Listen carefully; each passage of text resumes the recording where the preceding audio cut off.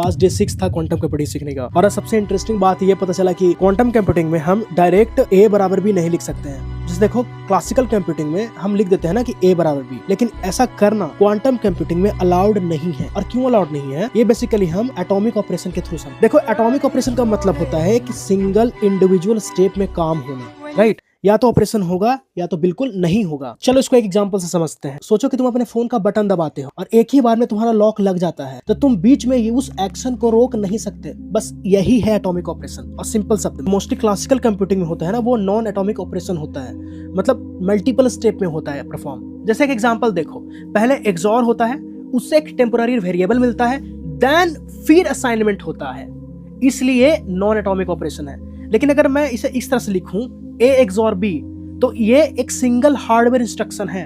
मतलब एक्सॉर करना और रिजल्ट A में स्टोर होना एक सिंगल इंडिविजुअल स्टेप में हो रहा है। That's what interesting it is. लेकिन तुम्हारे दिमाग में ये सवाल आ रहा हो कि why quantum computing need atomic operation.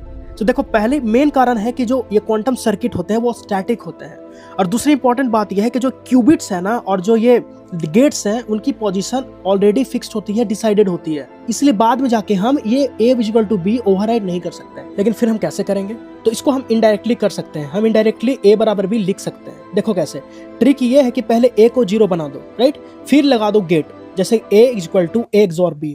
अब देखो 0 XOR B क्या होगा, B हो गया, तो इनडायरेक्टली हम A बराबर B लिख दिए, यानी कि A बराबर B हो गया। लेकिन अब सवाल है कि वाई एक्सॉर ही क्यों। देखो क्वांटम ऑपरेशन बेसिकली रिवर्सिबल होनी चाहिए, यहाँ जो रिवर्सिबल होता है इसलिए। बट अब सवाल ये है कि एक्सॉर ही क्यों कर रहे हैं।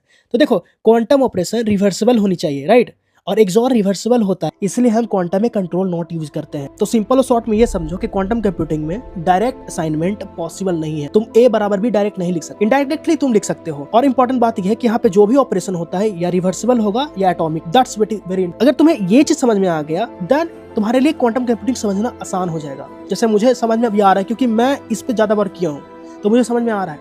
Will go deeper understanding about this, तो आपको भी समझ में आ जाएगा। सो आज के लिए थैंक यू।